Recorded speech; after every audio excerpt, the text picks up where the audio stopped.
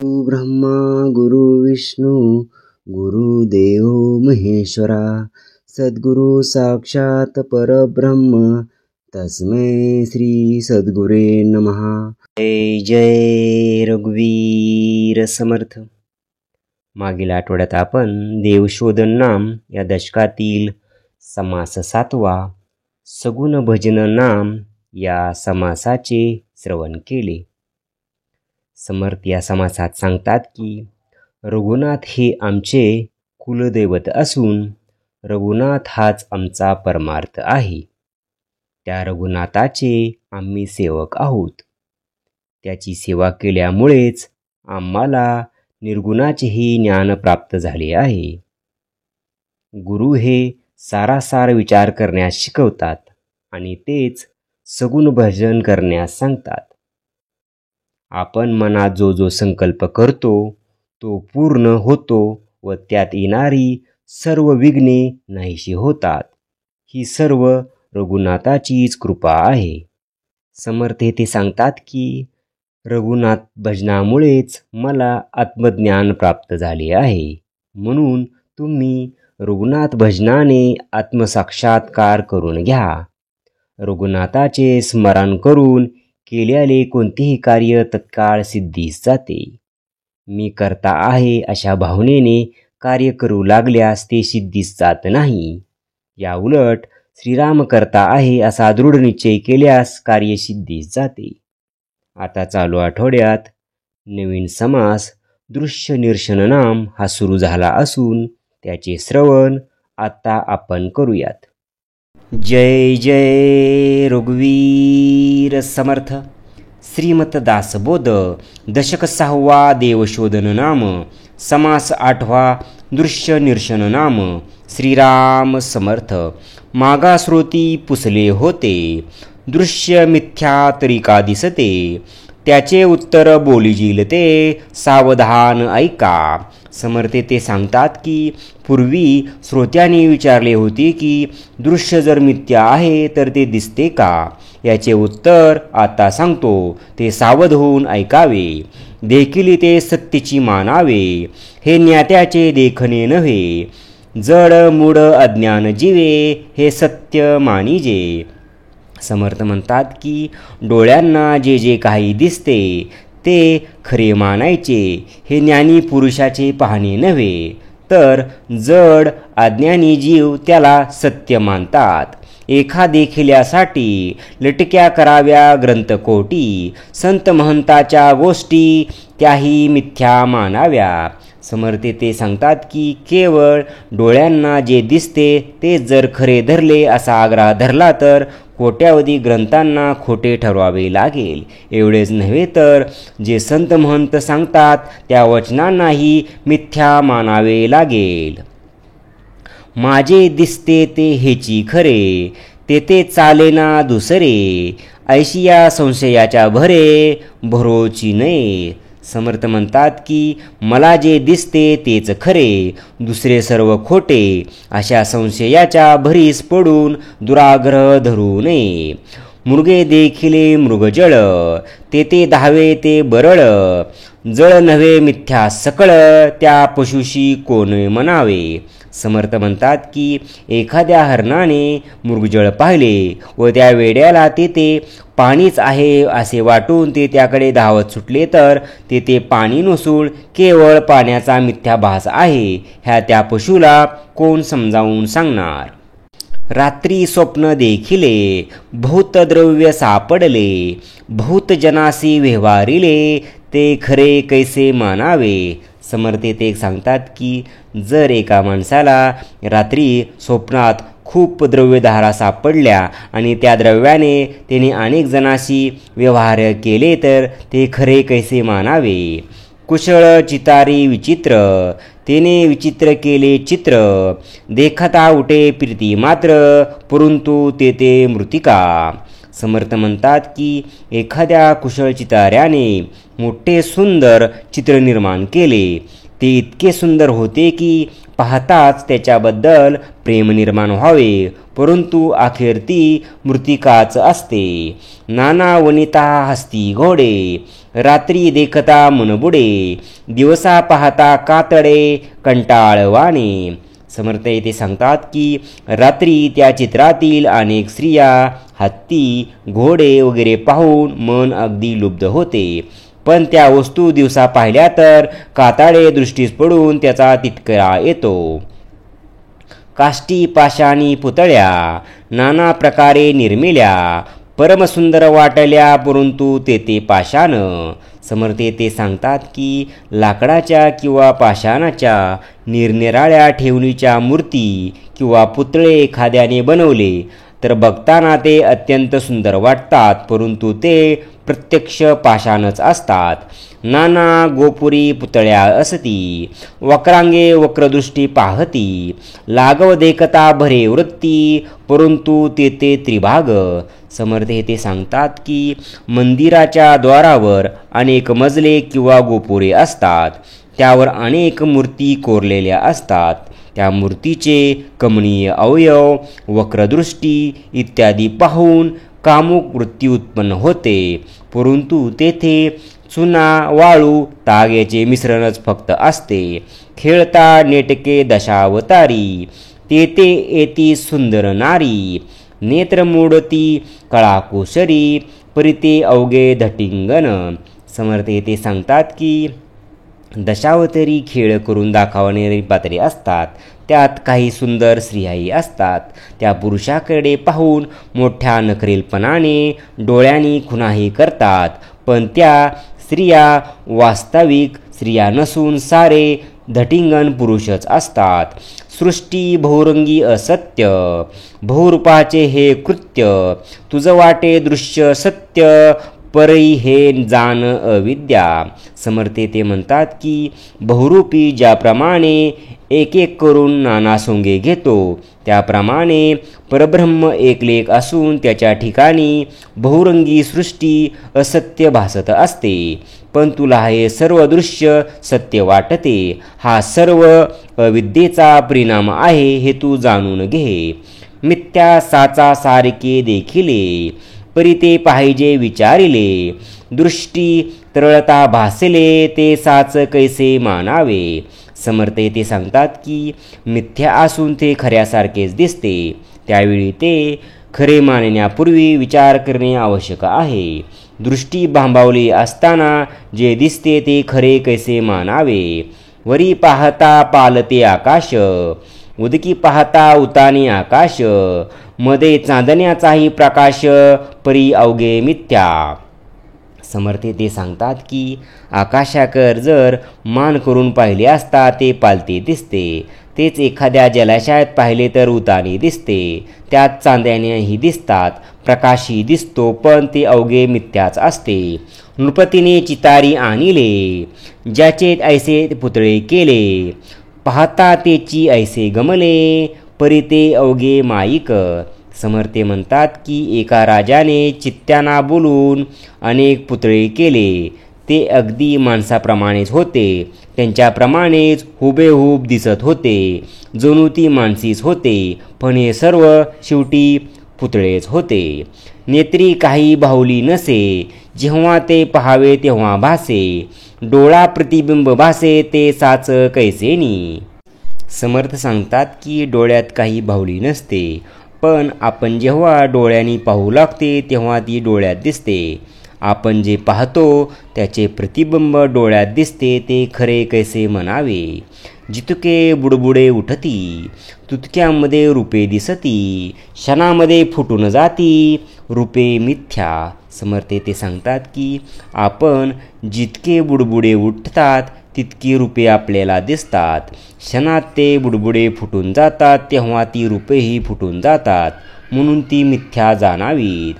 लगुर्दपणे दोन्ही चारी होती, तितुकी मुखे प्रतिबिंबती, परी ती मिथ्या आदी अंती, एकच मुख.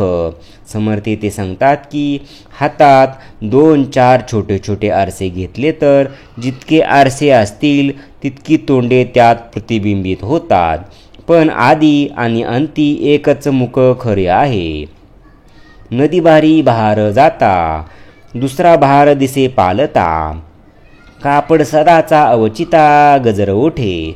समर्थ म्हणतात की नदी तीरावरून कोणी ओझे घेऊन जात असताना त्याचे प्रतिबिंब पाण्यात पडते तेव्हा ओझे पालते दिसते, किंवा आपल्या आवाजाचा तितकाच मोठा प्रतिध्वनी उठतो.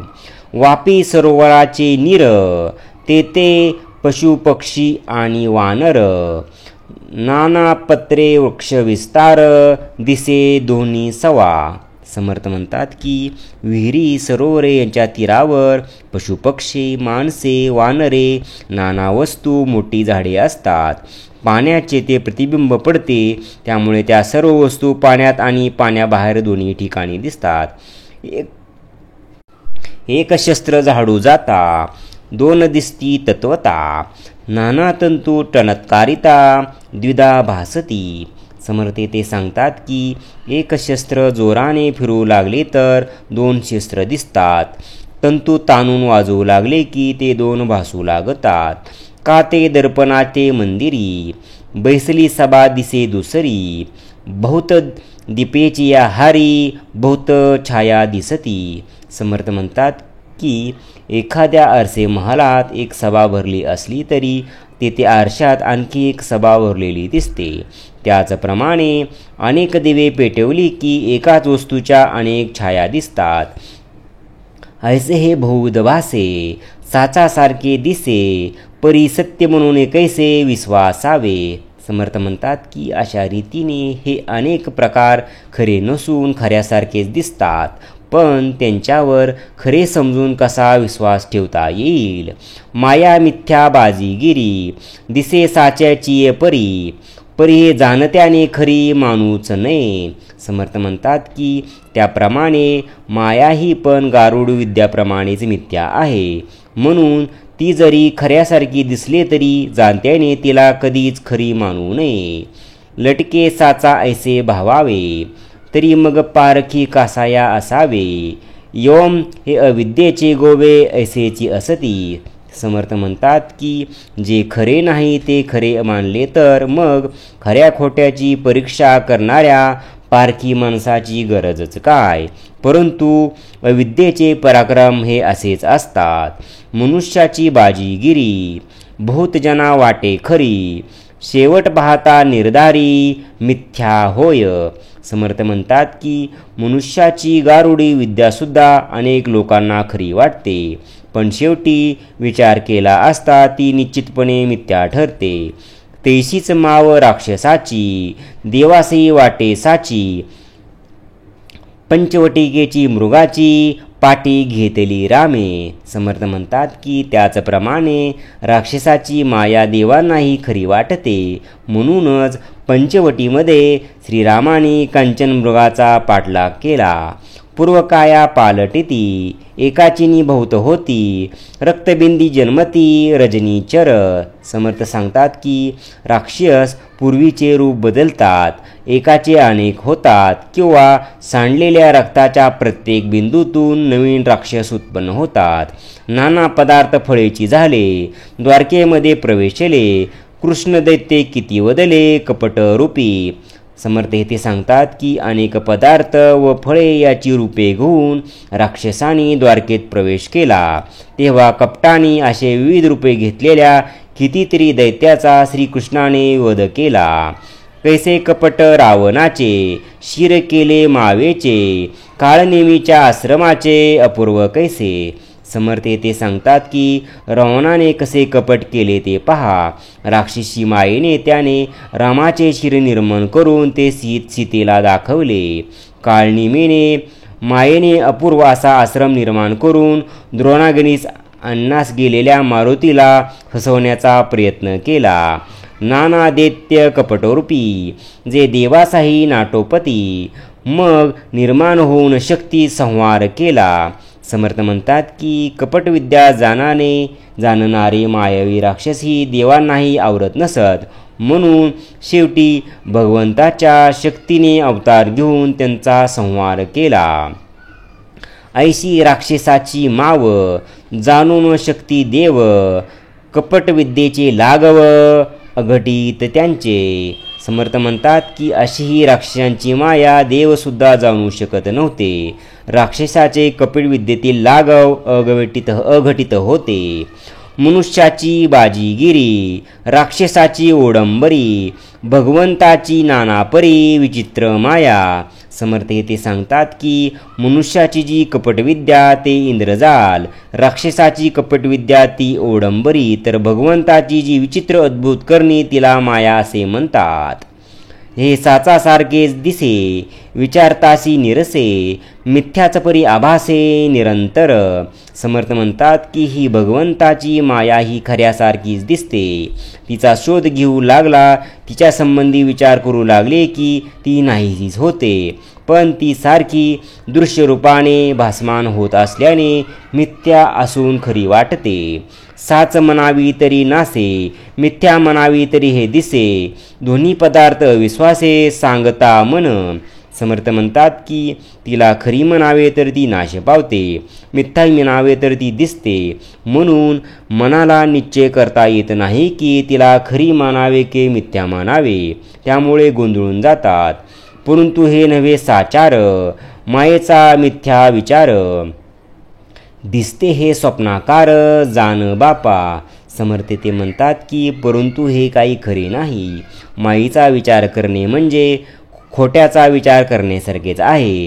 ही दृश्य सृष्टी स्वप्नासारखीच आहे हे तू जाणून घे.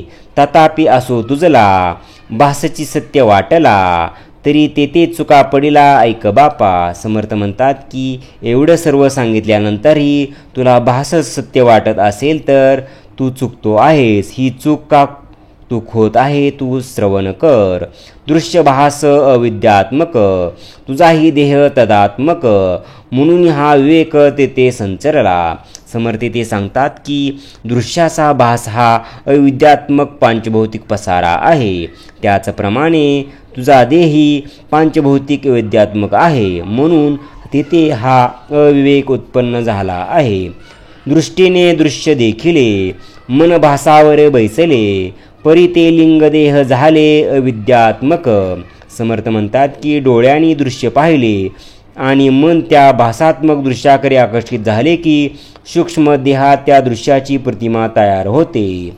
अविद्यात्मक दृश्याला धारण करण्यात सूक्ष्मदेह लिंगदेही आवश्यक असतो. अविद्येने अविद्या देखली, म्हणून गोष्टी विश्वासली, तुझी माया का अवघी संचली अविद्येची. समर्थ ते म्हणतात की अविद्येने अविद्येला पाहिले की दृश्य सत्यच आहे असा विश्वास उत्पन्न होतो. तुझ्या देही अवघा अविद्यामयच आहे. त्याची माया मी आपण, हे देहबुद्धीचे लक्षण येणेकरिता झाले प्रमाण दृश्य अवघे. समर्थ म्हणतात की ती अविद्यात्मक काया तोच मी स्वतः आहे असे वाटणे आहे, हे देहबुद्धीचे लक्षण आहे. ही देहबुद्धी दृढ झाल्यामुळेच हे सर्व दृश्य जगत खरे वाटू लागते. इकडे सत्य मानिला देह, तिकडे दृश्य सत्य हा निर्वाह, दोन्हीकडे हा संदेह पैसावला बळे. समर्थ म्हणतात की इकडे आपण म्हणजे देह असून तो सत्यच आहे अशी दृश्यबुद्धी झाली, आणि तिकडे दृश्य जगात सत्यच नाही हाही दृश्य निवाळा झाला. म्हणजे आपण दृष्टा हे जग दृश्य असे दृश्य निर्माण झाले. मनात अत्यंत संशय निर्माण झाला व तो बळेच वाढू लागला. देहबुद्धी केली बळकट आणि ब्रह्मो पाहो गेला थिट, तो दृश्याने दोरदली वाट परब्रह्माची.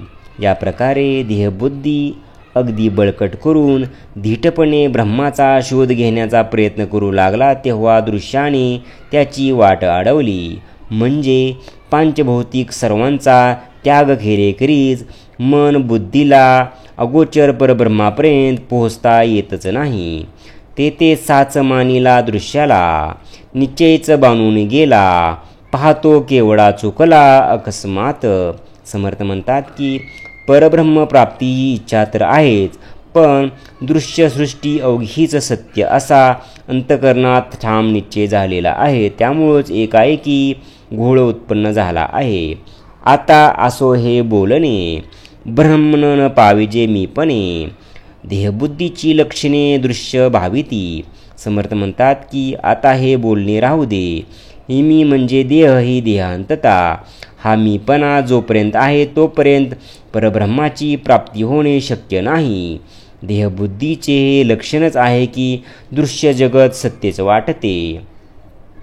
अस्थिचा देही मांसाचा गोळा, पाहिन मने ब्रह्मीचा सोहळा, तो ज्ञाता नव्हे आंधळा केवळ मूर्ख. समर्थ म्हणतात की आपला देह म्हणजे हाडाचा सापळा असून त्यात डोळा म्हणजे मांसाचा गोळा आहे. त्या स्थूल डोळ्याने परब्रह्माचा गोल मी पाहीन असे तो म्हणतो. तो ज्ञाता तर नाहीच, पण तो डोळे नसून आंधळा आहे, केवळ मूर्ख समजावा. दृष्टीस दिसे मनास भासे, तितुके काळांतरी नासे, म्हणून दृश्यातीत असे परब्रह्म ते. समर्थ म्हणतात की जे काही दृष्टीत दिसते, जे जे मनाला भासते, ते सर्व कालांतराने नाश पावते. म्हणून अविनाशी परब्रह्म हे दृश्यापलीकडे असते.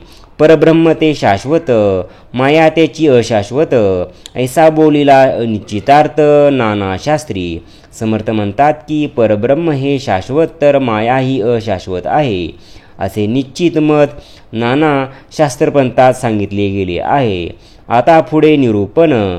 देहबुद्धीचे लक्षण, चुका पडिला तो कोण बोलिले आहे. समर्थ म्हणतात की आता पुढील समासात देहबुद्धीची लक्षणे सांगितली असून ज्याबद्दल श्रम होऊन सर्व गोंधळ निर्माण झाला आहे.